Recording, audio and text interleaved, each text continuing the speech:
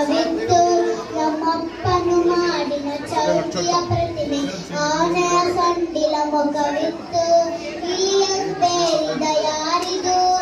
ಇಲಿಯನ್ನು ಬೇರಿದ ಯಾರಿದು ಎಂದನು ಈಶ್ವರ ಸುತರೆಂದನು ಅಪ್ಪ ನಮ್ಮಪ್ಪ